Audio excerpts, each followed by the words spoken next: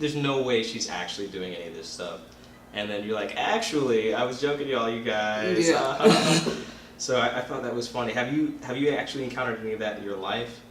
Yes, and part of that, what I talked about earlier, I joined the Army to make sure my life didn't go down a rabbit hole. The person I was dating at the time, and I'm not going to say no names, obviously for confidentiality reasons for that person, and their family, they used to sell drugs. They were major drug dealers in Charlotte, North Carolina. And I had my fun.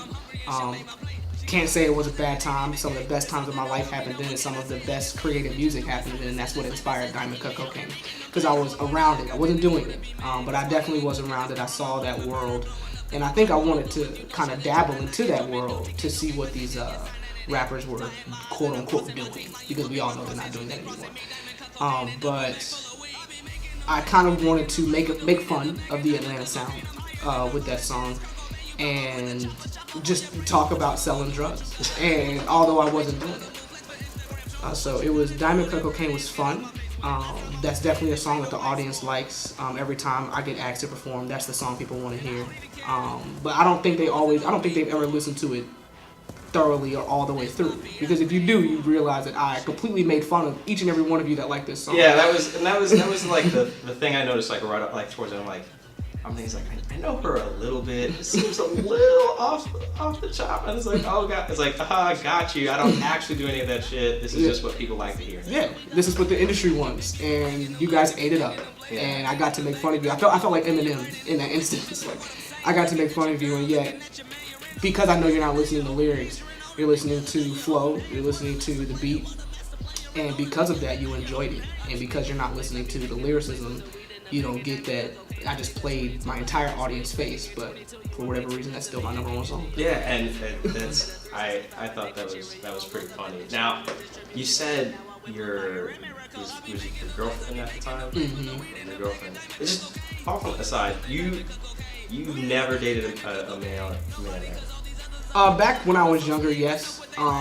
Quite honestly, was to just fit in the crowd. When I was younger, being gay was like taboo.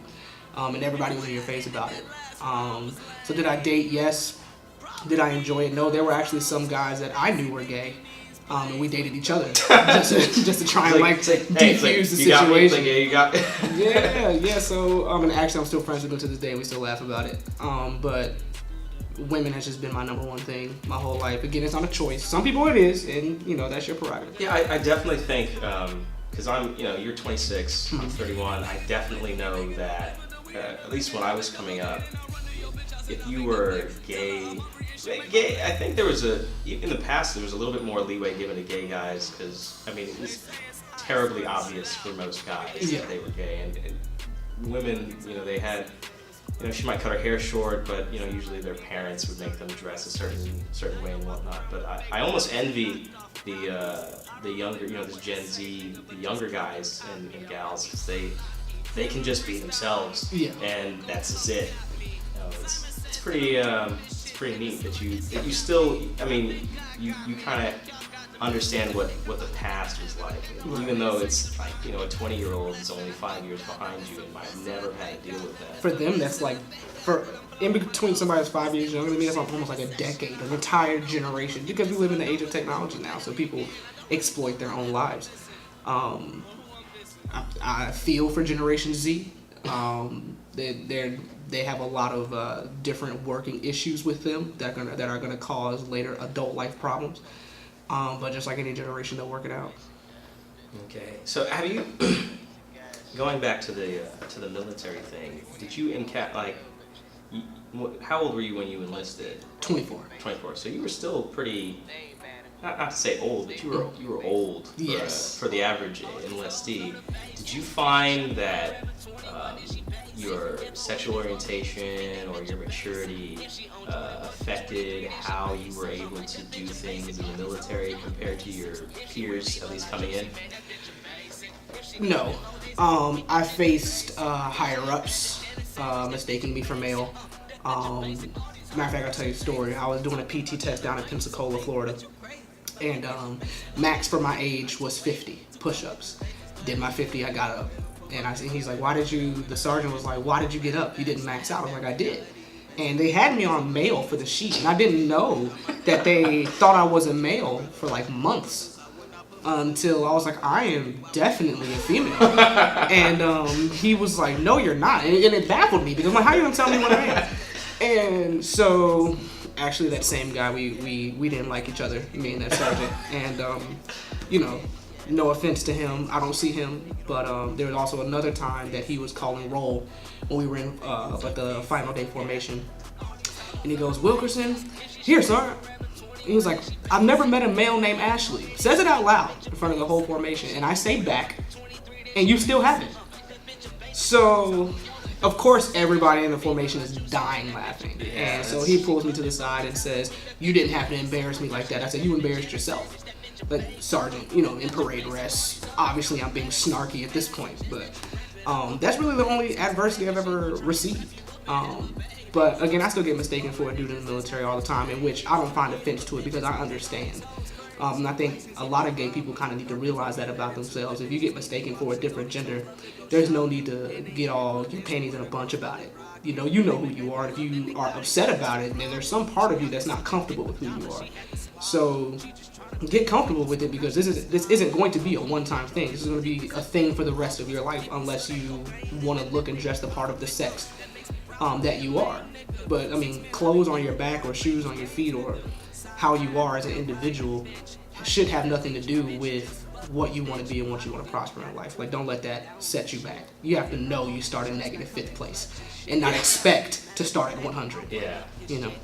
Yeah, I think it's definitely one of the things with Gen Zs that they've been so comfortable with who they are for so long, and then as they become adults, they realize that there's literally, you've got millennials, you've got baby boomers, you've got, the Gen Xers who don't necessarily share those that same comfort with, them being who they are. Right. So it's definitely something I think it's funny to see them start whining but at the same time, I kind of feel for them.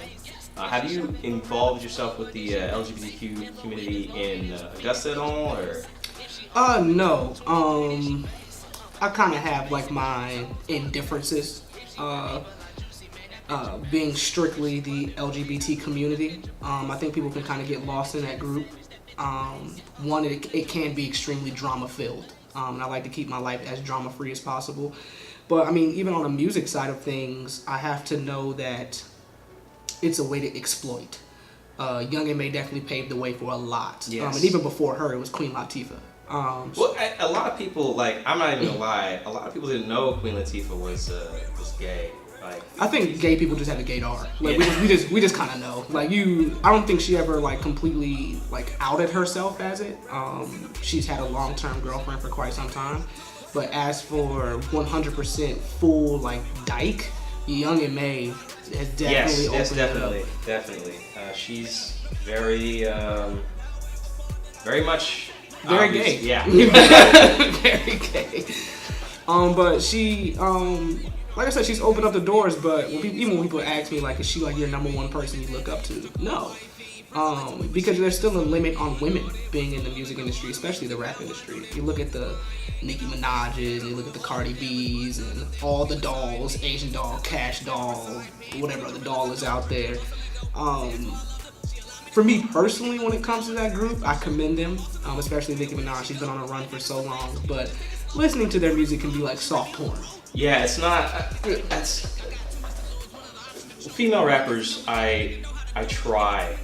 And it ends up turning into my pussy this, your dick that, I give such great head, and it's not to shit on them, but it can kind of be. It's like okay, are you a rapper or are you a female who raps? Right. So not to say that you can't talk about your sexuality, you can't talk about all that stuff, but it's just kind of this is all I'm hearing from you.